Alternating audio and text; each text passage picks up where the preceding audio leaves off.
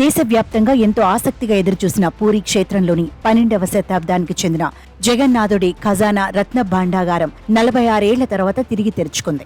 గది లోపల ఉన్న విలువైన వస్తువుల లెక్కింపుతో పాటు శిథిలావస్థకు చేరుకున్న నిర్మాణానికి మరమ్మతులు చేయడానికి ఖజానాను తెరిచినట్టు అధికారులు వెల్లడించారు. పూరి రత్న భాండాగారాన్ని 46 ఏళ్ల తర్వాత జూలై 14న తెరిచిన సంగతి తెలిసిందే. ప్రత్యేక పూజలు నిర్వహించిన తర్వాత ఒడిశా సర్కార్ ఏర్పాటు చేసిన ప్రత్యేక కమిటీలోని 11 మంది సభ్యులు రత్న భాండాగారంలోకి ప్రవేశించారు. 4.5 ఫీట్ల పొడవు, 2.5 ఫీట్ల ఎత్తు, 2.5 ఫీట్ల వెడల్పుతో టేకుతో ప్రత్యేకంగా తయారు చేయించిన 6 భారీ చెక్కపెట్టెలను తీసుకుని కమిటీ సభ్యులు లోనికి ప్రవేశించారు. చెక్కపెట్టెల సహాయంతో మొదటి 2 గదుల్లో భాండాగారాన్ని బయటకు తీసుకొచ్చారు.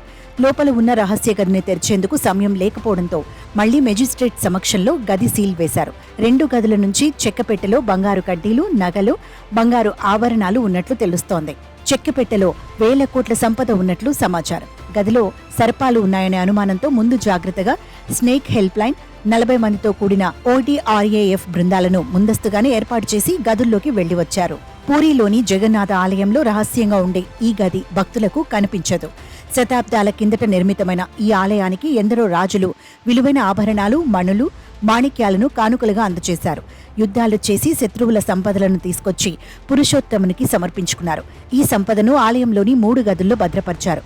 పూరి జగన్నాథుడి గర్భాలయం వెనుక శయన మందిరం, దీనికి ఎడమవైపు రత్న భాండాగారం ఉంటాయి. ఇందులో 3 గదులు ఉండగా తొలి గదిలో స్వామివారి నిత్య సేవలకు అవసరమైన ఆభరణాలు, పండగలు, ఉత్సవాల్లో 3 మూర్తులు తొడిగే అలంకారాలున్నాయి.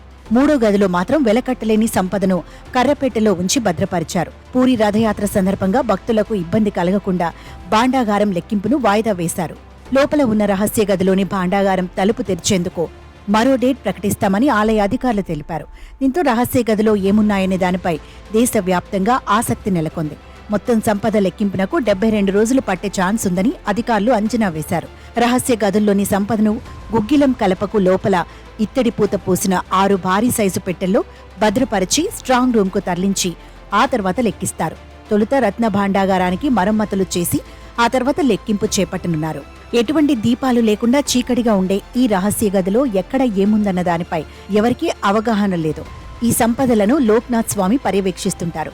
అలాగే శ్రీక్షేత్రానికి రక్షణగా ఉన్న శక్తి స్వరూపిణి విమలాదేవి, మహాలక్ష్మిలో అన్ని వేళలా రత్న భాండాగారానికి రక్షణగా ఉంటారు. ప్రస్తుతం సంపదలను లెక్కింపునకు శయన మందిరానికి సమీపంలో ఎడమ వైపున ఉన్న ఒక గదిని స్ట్రాంగ్ రూమ్ గా ఉపయోగిస్తున్నారు. మరోవైపు పూరి పోలీస్ సూపరింటెండెంట్ పినాక్ మిశ్రా శ్రీమందిరంలోని రత్న భాండాగారం తలుపు వద్ద స్పృహ తప్పి పడిపారని, ఖజానాలోకి ప్రవేశించిన సభ్యుల్లో ఒకరైన డాక్టర్ CBK మొహంతి ఎస్పీకి చికిత్స అందించారని వార్తలు వచ్చాయి.